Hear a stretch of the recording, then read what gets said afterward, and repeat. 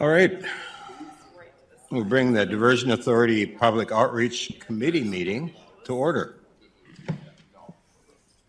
And Dawn, would you give us a roll call, please? Mayor Dardis. Here. Mr. Van Amberg. Mr. Ebinger. Mr. Gust. Yes, here. Mrs. Grimberg. Here. Mr. Capitan. Here. Mr. Campbell. Here. Mr. Steen. Here. Mr. Olson. Here. Mr. Seljevold. Mr. Strons. Quorum is present. Okay, thank you. Hey, we got one question, Jake. How are you able to be on Teams with us? Well, no, it works pretty slick. Well, that helps. All right, yeah, that sounds good. All right, next item is the approval of minutes from October 27th, 2021. Move to approve. Do we have a second? Second. Okay, we have a motion and a second. All in favor say aye. Aye. Aye. Aye. Opposed, same sign, motion carried.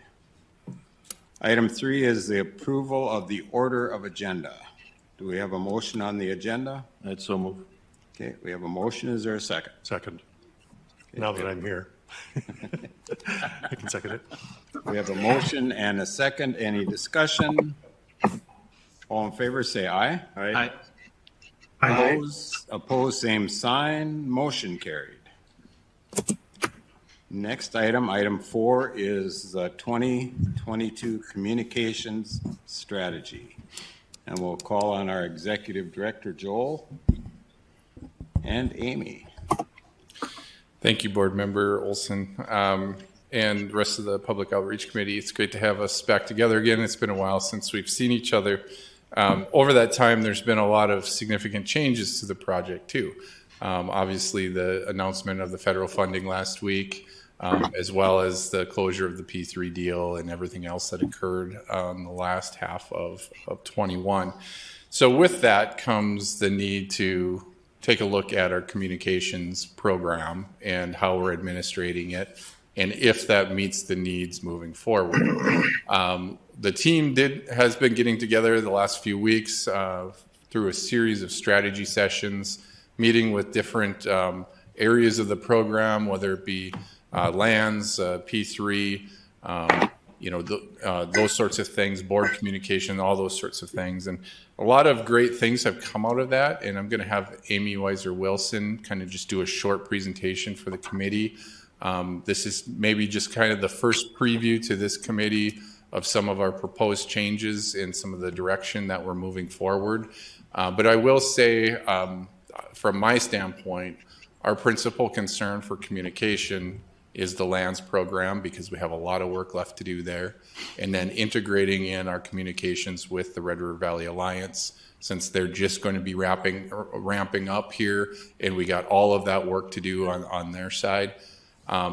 Not to say we're not still going to focus on what we've been doing as far as baseline public outreach, coordination with the Corps, and those sorts of things. But I think moving forward, we've identified some priority areas, and so just kind of prime for Amy's presentation here, and so I'll let her take over. Good afternoon. Like Joel mentioned, we have been working on identifying some focus areas, and you'll see lands program is right at the top. When we put together the new communications plan for this year, we took into account, a lot of the changes that we've experienced and also where we're going. And so for lands program, we're looking at really helping, and we've already started with some of those landowner communications and trying to make things clearer and provide some educational materials as well.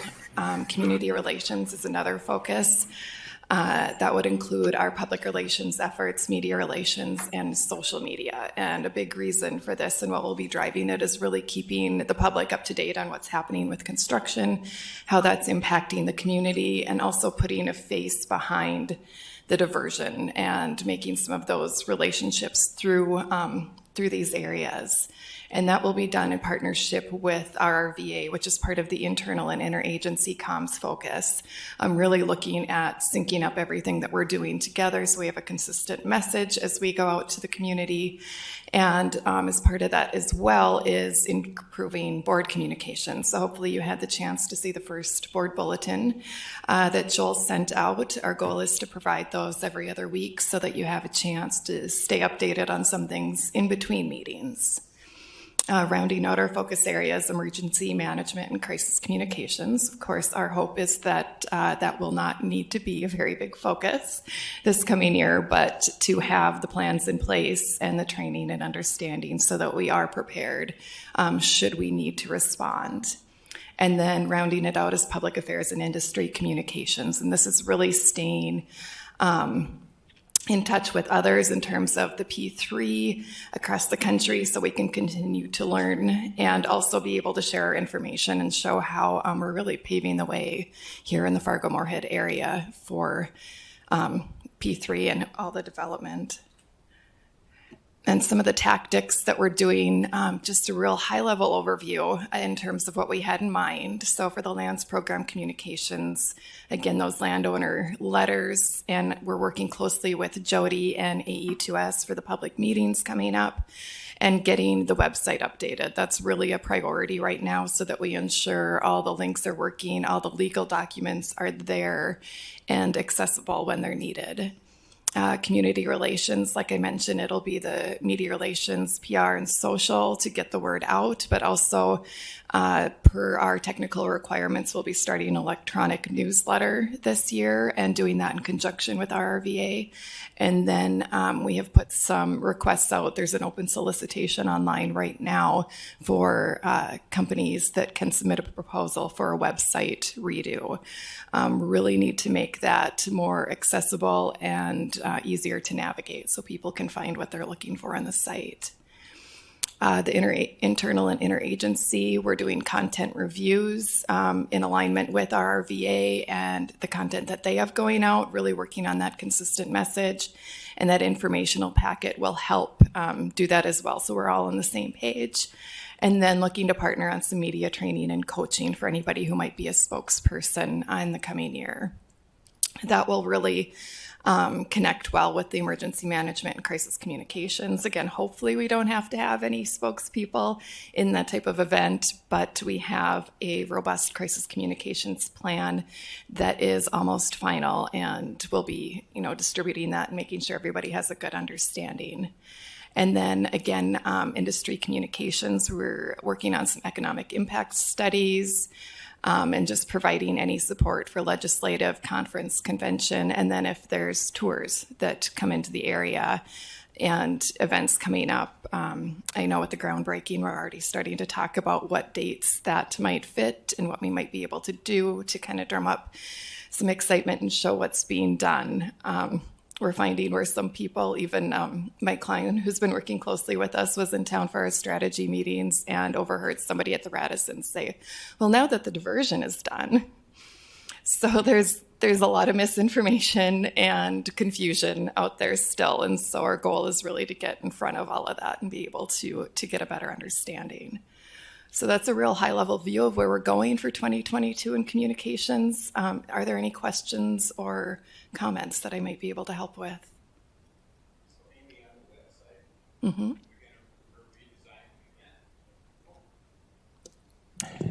Yeah, Amy, on the website, I heard you say we're going to redesign that. So the work that we've done in the last year, is that helpful, or are we starting over again? So the homepage was redone this past year to make it a little bit more welcoming. But really, from what I understand, a lot of the back end needs to be fixed. And there's a lot of very old information, I believe, bidding contracts going back to 2012, 2013 timeframes. So what we're doing for the immediate future is making sure that we're meeting all the legal requirements, trying to archive in AConnects anything that really isn't needed to be out there, but we will still have it readily available and accessible if somebody requests it. and then working on some of the accessibility pieces. If you happen to click and read one of the news releases that we sent this past week, I had a hard time reading with my readers on my big monitor. Yeah. So some of the text size, things like that, I think we really want to take a look at. So we've got a Band-Aid on it until we can get a site that fully meets our needs going into the future.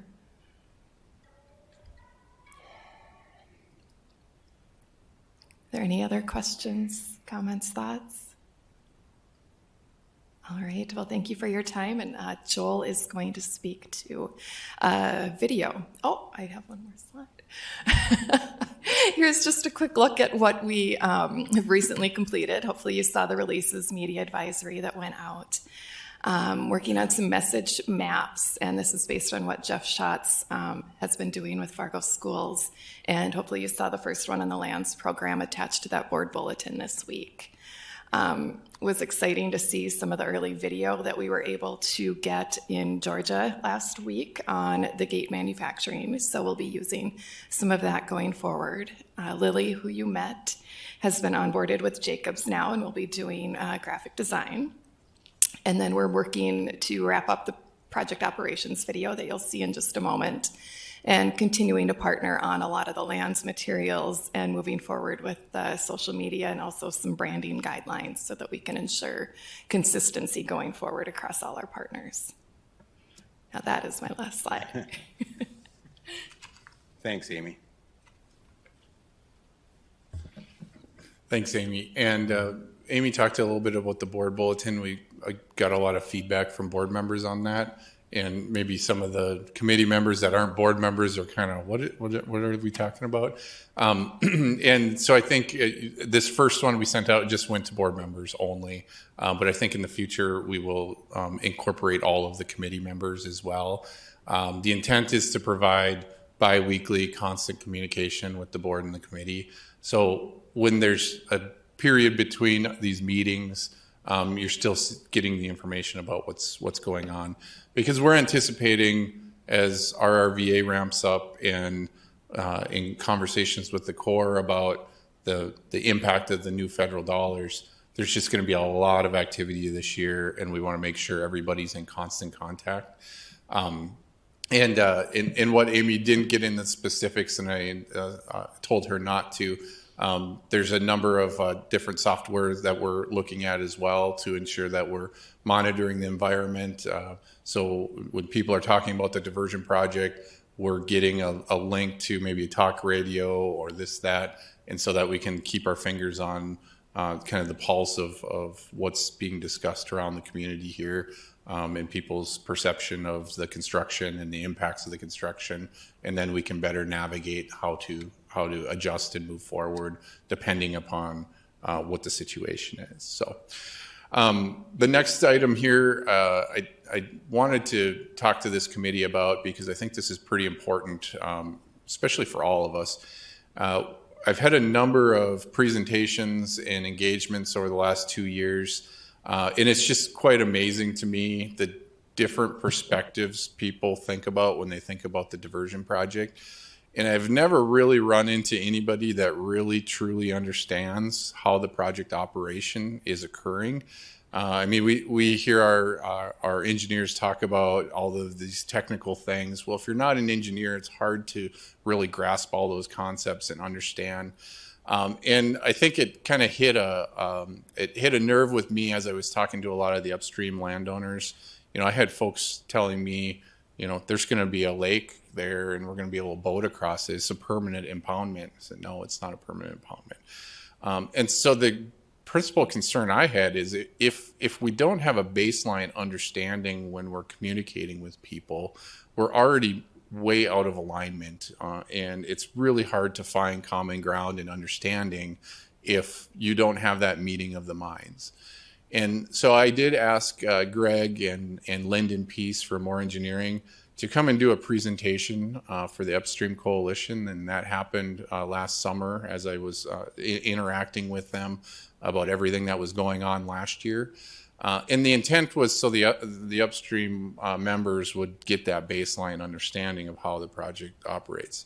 Well, Greg and Lyndon did such a good job. I said, this is something we need to put on our website and create a video so anybody can access this and really kind of pump this out there so that we can get people to watch this and truly understand how the project's going to operate, get a better feeling of the frequency of operation, what the impacts are going to look like, and just create that baseline expectation. So this is the draft video. We're still circulating it around.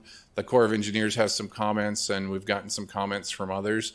But we're really excited to show this committee and gather any input. Doesn't have to be today. If you think of something, tomorrow or want to contact me in private with some suggestions, I'm certainly open to any of those discussions. But I do think this is a critical piece of information. So we'll start the video now.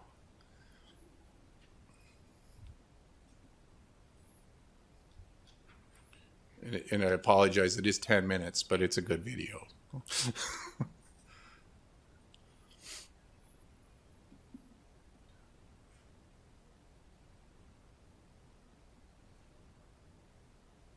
Just 1 second, we'll get the audio started.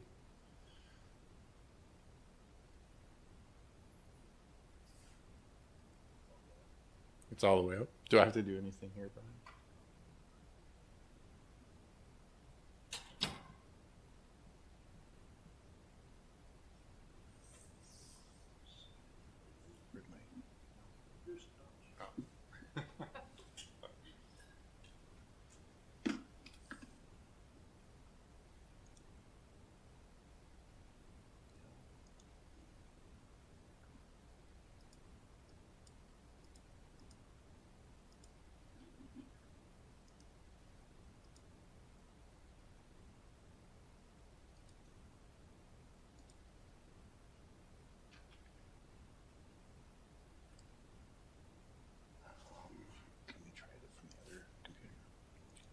Sure.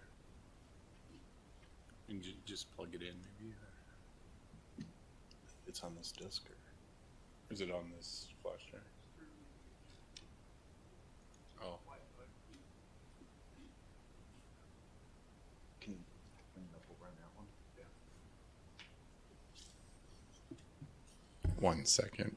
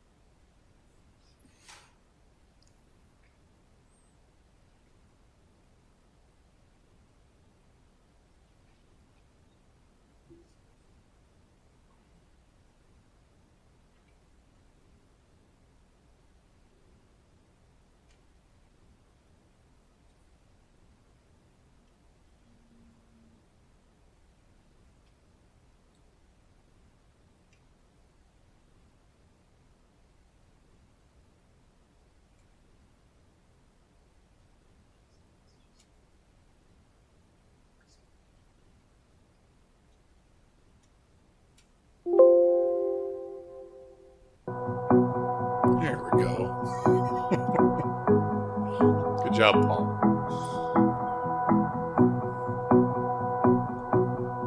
Hi, my name is Greg Thompson. I'm a civil engineer and certified floodplain manager. I have 18 years of water resources experience, and I've been helping the Fargo-Moorhead area work towards permanent flood protection for the past 12 years. Today, I'm going to provide an overview of the FM Area Diversion Project, and then I'll step through some of the details on the project operation. So there are 6 rivers that contribute to flooding in the Fargo-Moorhead area, all generally moving in a south to north direction. The first river, the largest of them all, of course, is the Red River, which creates the backbone of the project. This is the border between North Dakota and Minnesota. The next river is the Wilder Ice River, which is a tributary to the Red, producing approximately a third of the flooding upstream of the project. The Cheyenne River contributes water from the west, enters in to the project area from the southwest near Horace, The Cheyenne River extends through West Fargo and then around Harwood and then discharges into the Red River north of town. The Maple River, Lower Rush River, and Rush River all flow into the Cheyenne River north of West Fargo. This map shows a 1% chance flooding in the Fargo-Moorhead area. This is also referred to as the 100-year flood. The Diversion Project is designed to provide certifiable flood protection from all 6 flooding sources.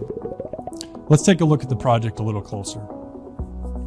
There are 3 major project components: the Diversion Channel, the Southern Embankment, and the in-town levees. The Diversion Channel is being designed and constructed by a private developer through what's called a Public-Private Partnership, or a P3. The Diversion Channel is going to be 30 miles long, beginning at its inlet down by Horace, extending around the west side of West Fargo, and outletting into the Red River near the city of Georgetown, Minnesota. Although the exact configuration of the channel will be up to that P3 developer, we're expecting it to be somewhere around 20 feet deep and approximately 200 to 300 feet wide at its bottom. The Diversion Channel will have 2 aqueduct structures, one on the Maple River and one on the Cheyenne River. These aqueduct structures allow tributary river flows to pass into the protected area in a controlled manner, and then during a flood, any excess flows will pass through a spillway and into the Diversion Channel. I like to think of these aqueduct structures as like an interstate overpass, where the Diversion Channel is like the interstate, which are approximately the same dimensions, and then the aqueduct structure will be like that overpassing road with a bridge, allowing that water to pass into the protected area. The second component is the Southern Embankment. The main purpose of the Southern Embankment is to regulate water flowing into the metro area and direct it into the Diversion Channel. Another purpose of the Southern Embankment is to store water within the upstream mitigation area to minimize hydraulic impacts. The Southern Embankment is being designed by the U.S. Army Corps of Engineers, and the length is going to be approximately 20 miles long, extending from high ground south of Horace, extending around to the north and to the west, back down to the southeast of the city of Comstock. There will be 3 gated structures that control how much water goes into town, through the diversion, and in how much water is being stored. So of the 3 gates, the diversion inlet structure will have 3 gates that are roughly 50 feet wide by 26 foot tall. The Wilderness River structure will have 2 gates that are square at 40 foot wide by 40 foot tall, and the Red River structure will have 3 gates that are 50 foot wide by 50 foot tall. So let's take a closer look at the Red River structure. So now we're looking at the Red River structure physical model. This physical model was used by the Corps of Engineers to be able to verify design and take a look at parameters to see if anything needed to be adjusted. The Corps of Engineers was able to look at the approach slabs and be able to adjust those based on the physical model characteristics. And then they're also able to adjust their design downstream based on what they found in the physical model as far as erosion protection. The scale of the model is 1 to 40. This means that 1 foot in the model equals 40 feet in the field. This puts a Lego person to be about as tall as an average height person. During a 100-year flood, the gates will be open approximately 5 feet, and during a 500-year flood, the gates will be open approximately 7 feet. During a probable maximum flood, the gates will be wide open to protect the infrastructure. Let's go back to look at the other components of the project and get into the operation plan. So the third component of the project is the in-town levees. These projects include both levees and flood walls constructed by the City of Fargo, City of Moorhead, and also the Diversion Authority. These levees allow the project to be certifiable for a 100-year event while passing a river stage at 37 feet through town. Before I get into the operations plan, I'd like to step through 4 terms that'll help explain how the project operates. The first one is flow. Flow is simply the amount of water moving through a system or moving through a river. The flow is typically measured in cubic feet per second. So you think of a cubic foot is roughly 1 foot by 1 foot, similar to a basketball. So you think in 2009, there were roughly 30,000 basketballs moving through the river every second. The second term is stream flow gauge. And stream flow gauges are tools used to measure the flow. These are managed by the United States Geological Survey, and there are stream flow gauges on all the tributary rivers surrounding the Fargo-Moorhead area. The 3 most common ones that we're going to talk about today are the Fargo gauge, so the Red River gauge at Fargo, and then a Red River gauge at Enlow, and then the Wilderness River gauge at Abercrombie. Both Enlow and Abercrombie are upstream of the project. The third term is a hydrograph, and this is a plot of flow over time. And this can also be a plot of elevation over time. So I'll step through several flood hydrographs relating to the operation plan. And then the last term is the protected area, also referred to as the in-town area. And this is the area east of the Diversion Channel, north of the southern embankment, that'll receive that flood reduction. All right, so let's talk about the project operation. The overall goal of the project is to protect the Fargo-Moorhead metro area from extreme flooding. Now I say extreme flooding, and that's because the project will only operate when the flows coming into the project exceed 21,000 cubic feet per second, or CFS. So this is roughly equivalent to a 20-year event. So there's a 5% chance of the project operating in any given year. So during project operation, the gates will pass a specific design flow through town based on the size of the inflow. So for floods up to 100-year, we'll allow a flow up to what's equivalent to a river stage of 37 feet through town. For a flood such as a 500-year event, we'll allow flows up to a river stage of 40 feet through town. To kind of put that into perspective, the effective 100-year floodplain is right at 39.3 feet, and then the proposed floodplain with new hydrology would be somewhere around 41 feet. So with this project, the 100-year and 500-year will be reducing the flood levels through town. Other parts of the project, as I mentioned, water will be stored in the upstream mitigation area, and this will be to minimize downstream impacts. And then water will be conveyed into the diversion channel and passed around town. In the next few minutes, I'll step through a progression of flood hydrographs associated with the project. So during design, we created synthetic flood hydrographs to simulate historical events like 2006, 2009, or 2011. These design events include the 10-year, 20-year, 25, 50, 100-year, and 500-year, along with an inflow design flood and a probable maximum flood. This probable maximum flood is roughly 7 times larger than the 100-year, and this is used by the Corps of Engineers as part of the design of the overall dam. So the example hydrographs and flooding shown here from a 100-year design event. Here you'll see the blue hydrograph is a combined Abercrombie and Enlow. Those are that flows upstream of the project. The red hydrograph is what's going through the southern embankment into town, which will transfer downstream into the Fargo gauge. The yellow hydrograph is the flows going into the diversion channel, and then the green dashed line shows the stage hydrograph within the upstream mitigation area. During non-flood times, the Red River structure and Wild Rice River structure will be open, and the diversion inlet structure will remain closed. So as snowmelt runs off, all the streamflow gauges will be monitored, and then flows at those upstream gauges, the Wild Rice River and Red River, will be recorded. If the flow is less than 21,000 cubic feet per second, the project will not operate. Again, that's roughly that 20-year event. So when the flows exceed 21,000 CFS, the project will begin operation. So at this time, flows will be recorded at the Wild Rice River structure and the Red River structure, and these flows will remain constant through town. So you'll see this red line extend horizontally. At this time, the upstream mitigation area will begin to store water, but yet the diversion inlet structure remains closed. Streamflow gauges will continue to be monitored, and then the flows through town will be increased to that design threshold I spoke of. So you'll see this red line increase, and then it'll level off and produce a river stage of 37 feet through town for a 100-year, or 40 feet through town for a 500-year. Any excess flows will then be passed into the diversion channel through the diversion inlet structure. So you'll see this yellow line start to extend up. Here, the maximum flow through the diversion inlet structure will be 20,000 CFS for a 100-year and 25,000 CFS for a 500-year. The upstream mitigation area will then crest, and the pool will begin to recede, and the gates will return to their original position in preparation for the next flood or a back-to-back flood.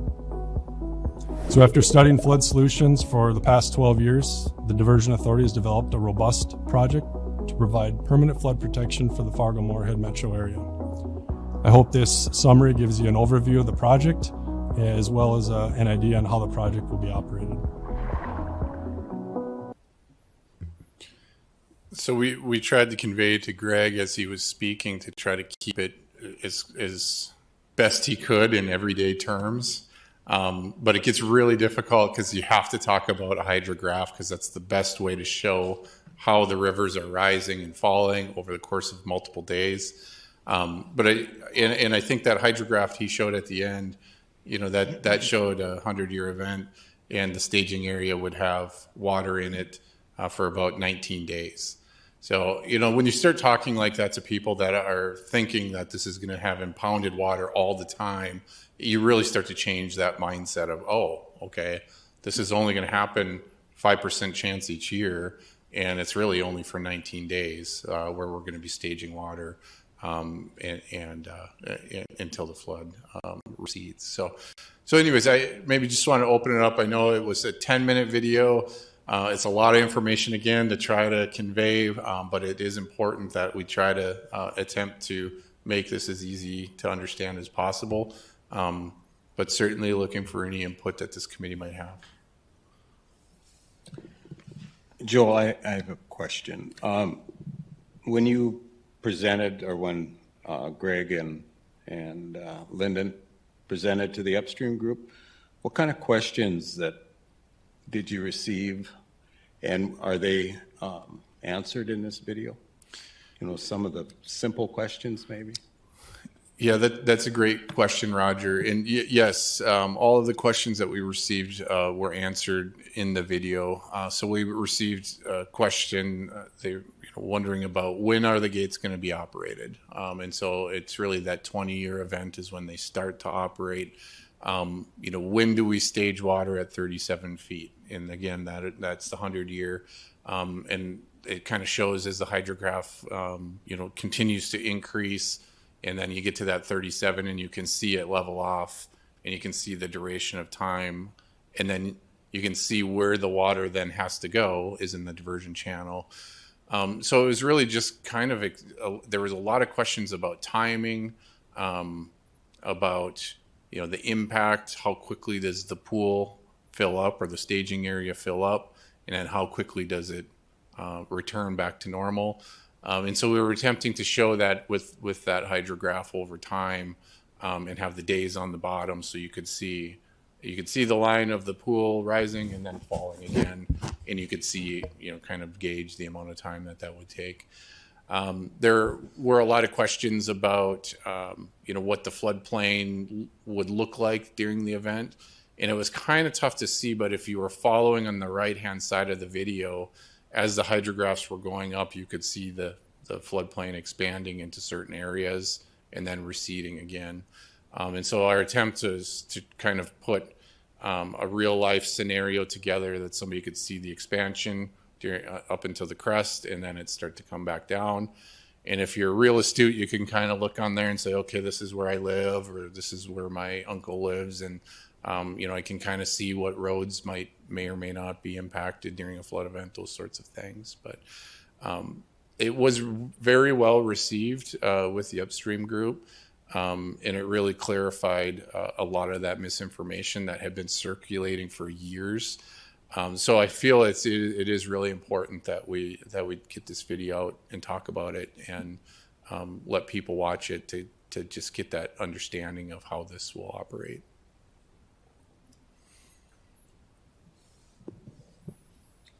Any questions? I think it's a great video for information. That's probably long overdue to counteract a lot of the misinformation that's out there. So, Roger, if I might just, I don't know if I heard that. I thought I heard a reference to after a certain 100-year flood or extraordinary flood, it goes up to 40,000. I heard a reference in there. I just couldn't quite connect with what I thought it was. Good question, Commissioner Strand. And if you didn't learn something new, I would be surprised, because even I learned something new when I watched that video and when I listened to the presentation. But you're right. Under a 500-year flood, we are required to open the gates more and allow a 40-foot stage elevation through town. Now, the in-town levees are, of course, built to have freeboard and be able to withstand a 40-foot flood, but it certainly presents more operational challenges for both cities as far as their pump stations and and just preparations for a larger event. But in contrast, if you were to have a 500-year event, which is significantly higher than the 2009, without this project, of course, we know, most of Fargo would be underwater. So it's still, the project is being built under our primary goal of being able to provide 100-year certified protection and a fightable 500-year flood event. And then if you were to get the chance of a much higher event than even a 500-year, which statistically is, a fraction of a % chance per year, we would continue to raise the elevation until we couldn't anymore, and maximize the flow in the diversion channel. But eventually, of course, there is the scientific potential of having a flood event so great that not even the Diversion Project could protect against it. That's what we look at when we see that PMF event. You saw that very high one. That's basically the maximum amount of moisture that scientists have determined could conceivably ever be possible to be contained within the drainage basin leading to Fargo-Moorhead. And then they also look at the worst case scenario, so the fastest melt. I think they had a thunderstorm occurring at the same time. I mean, it's really kind of Armageddon. But under that flood event, we wanted to ensure that the integrity of the overall project would survive, despite the fact that, it may overtop under an event like that. But it's transparent. It's out there. This is how the project was designed, and it's a compromise between, what we felt is appropriate as a community to be able to fight a 500-year and have that 100-year protection. However, the project is robust enough to be able to not be compromised under any conceivable event. So. Thanks for explaining that. I just had this in my mind that it would never go over 37 feet, yeah, or ever over 37,000 cubic feet per second, or whatever that number was. I just thought that was the ultimate ceiling, but it isn't. It isn't, because eventually you have so much water that you maximize the diversion channel. You can't store anymore in the upstream staging area because there is no more capacity, and it has to go somewhere, and so it has to be conveyed through the main stem of the Red River. Thanks for explaining that. Yep. Roger. I would like to make one more comment. I think what's lost a lot of times is farming within the staging area and the impact. But in order to get that impact, that means everybody outside of the storage area is also flooding. It's going to be a tremendous amount of flooding coming to this community and to this project in order for it to operate. And it's not just the impact within the staging area, it's also the weather impact, flooding impact around. And I know this as a farmer. I know the impacts of our major floods in the last 20 years and how it delayed my planting because of the amount of water or amount of flooding that was going on. So that's not going to change, outside the staging area. It's a good comment, Commissioner Olson. And one of the problems that we've had as a program over the last decade is that the hydrology continues to change. And a 100-year event in 2009 was a much lower frequency or higher frequency event now, kind of equivalent to that 20, in between a 20 and a 50, somewhere along those lines. And so, now we start talking about a 20-year event, where a few years ago we were talking about a 100-year event, but they weren't the same events. And so it's definitely a communication problem, and it's also a perception problem of how often the project will occur and those sorts of things. So that has been a challenge, and of course it's just a challenge because of the technical nature of the project and how complex this system is. So we've tried to do the best we can to boil it down to everyday terms, but some things do get lost in doing that, and it's kind of inevitable. But as long as we're keeping the big picture points that we want to convey, I think we're succeeding in our mission. So. Roger, this is Jake. Can I make a comment? Go ahead, Jake. So, misinformation grows because of the numbers of times that it's repeated. And even though it's publicly repudiated, it still goes underground and keeps being repeated. And so I don't think you can show this video enough times. And if us board members get absolutely sick and tired of watching this thing over and over again, it's probably being repeated about right. Thank you for your comment, Jake. Bernie. Since the State of the Cities event that took place with the chamber last week, I've been asked 4 times the same question, and and I think it's premature, but the question is, when is flood insurance going to go away? When is FEMA going to do an analysis at what stage of this process? Because, part of our dialogue that we've had with the public all along is that's going to be one of the end goals of what we're going to do. Obviously, flood protection for our infrastructure and the like, but the cost of flood insurance will go away for those people that are south of I-94. So I spoke to a large group of realtors today. First question out of the chute is, when is flood insurance going to go? When will FEMA do an analysis? Whatever. So yeah, I think that for future reference, that's one of the other areas that for the metropolitan area, we absolutely have to address and have some type of response to the public. That's a great comment, Mayor Dardis, and it's a question I get asked very frequently as well. And the answer to that question is when the project is complete and we go through the remapping effort. So what I've been communicating to people is our substantial completion date is in 2027. That's when the project will be operational. That's when FEMA will begin the remapping effort. And it usually takes a year to 2 years before those maps go into effect. And so I've been telling people 2029, 2030 time period, and that's really the quickest we can get that in place, unless, of course, there's a discussion to be had with FEMA and our federal legislature as far as some sort of a exception or change to expedite that process. But that's the traditional process. So that's kind of the baseline that we want to explain to people. Obviously, that's still many years out, and so it still is frustrating to have to pay that flood insurance, especially considering that halfway through the construction of this project, if we were to get a major flood event, we're in significantly better place than we were in 2009 to be able to fight that. So the risk is changing as we progress with construction, but that's certainly not reflected in flood insurance rates, which of course is a bit frustrating as well. But that is the process.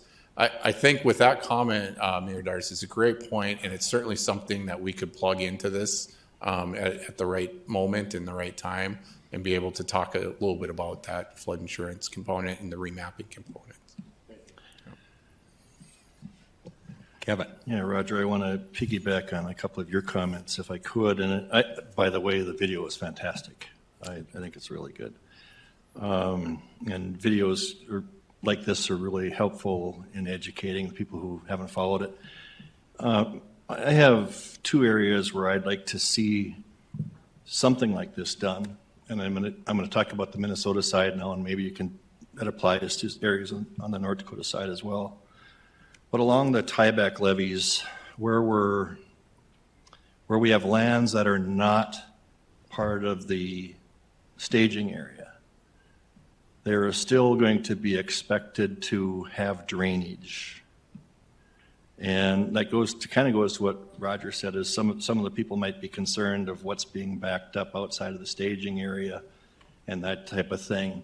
So my question is do we show any models or how would a tributary that is not talked about here in the video that still drains into the Red River, for example, south of Fargo-Moorhead, how are those being handled as it comes up to the tieback levee? I understand, we still want to make sure that there's drainage. And I know we might be able to make the statement, well, it won't be any worse than it was before. That's easy for us to say, but it's whether or not it's believed is another thing.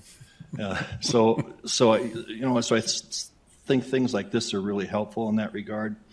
So I'm just pointing that out as maybe something to look at in the future, in the near future.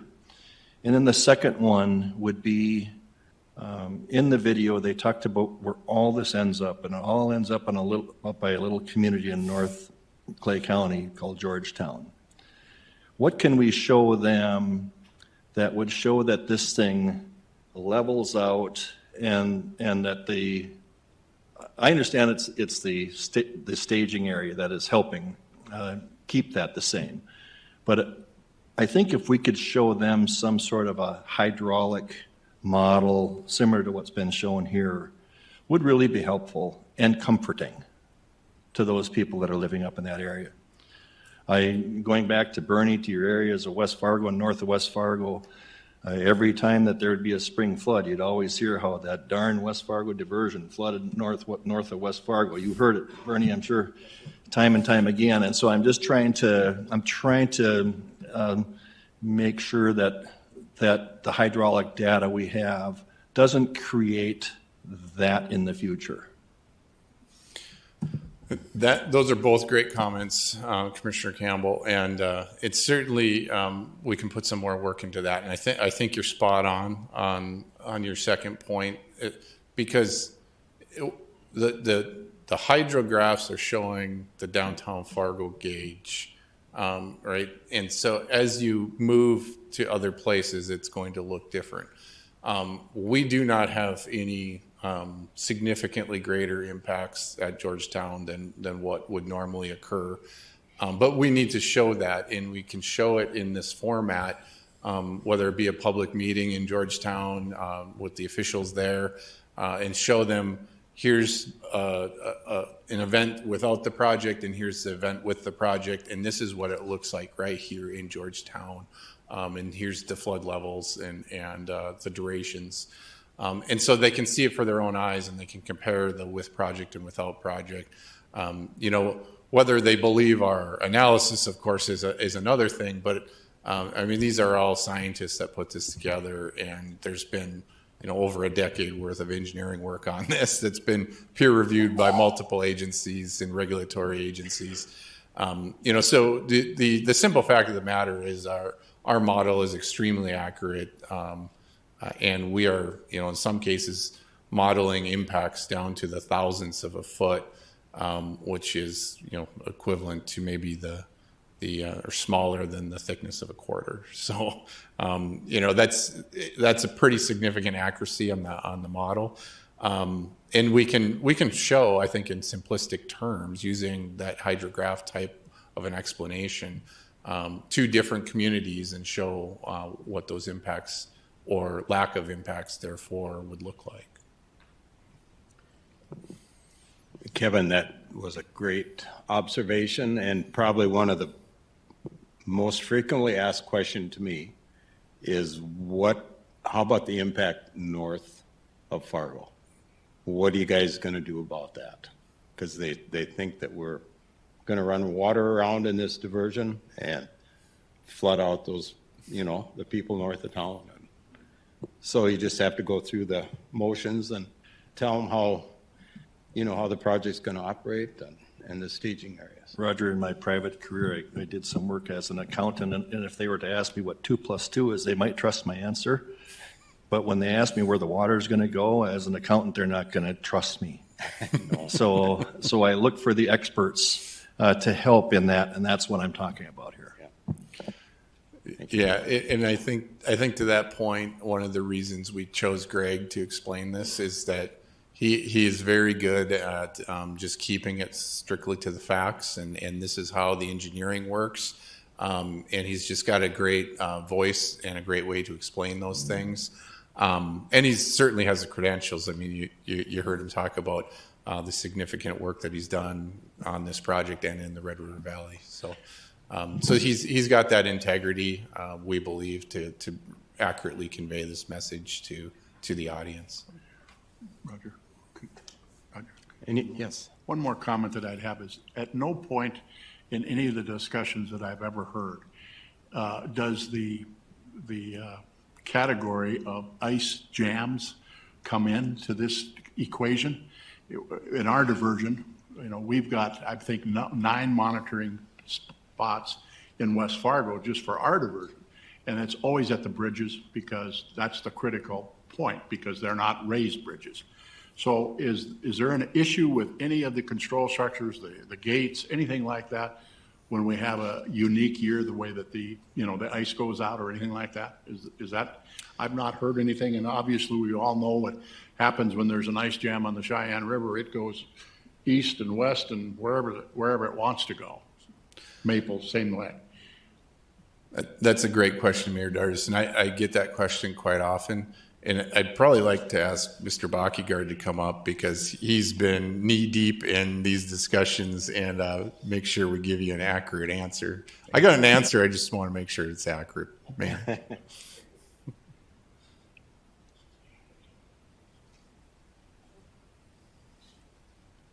Thanks, Joel. Yeah, from an ice perspective, we have looked at this in a number of different ways. Mayor, there's probably a few differences in the FM diversion than the Cheyenne diversion. One is just the sheer size of it. It is so much larger that it allows conveyance of ice better. Our structures the substructures on our bridges are spaced further apart. I think that helps. I think, a couple of factors, the Red River ice hasn't been as much of an issue as it's been on the Cheyenne and on the Maple. So since most of our water entering into the diversion is really coming through the wild rice and the Red Rivers, little less propensity to be passing ice in. On the Cheyenne and the Maple, the aqueduct structures have free-flowing overflows, which will likely dump ice into the channel. Again, but with the width and depth of our channel with water flowing in it, we're not anticipating major ice issues. We will be monitoring that. Obviously, that's a piece that the P3 team will have to monitor, the channel itself, and make sure that it stays clean. And then the core structures, the size of the gates does take into account the fact that there could be some ice flowing through, and I think that's why you see the very large and wide gates on the structures so that we can pass through if need be, ice. So I don't know if Joel has anything to add to that. No, that's a better answer than I could have ever given you. So is that part of the P3 contract? Take care of ice jams? It would be. Yep, that's included in their operational responsibilities. Anything else? Okay, thank you, Joel. Thank you.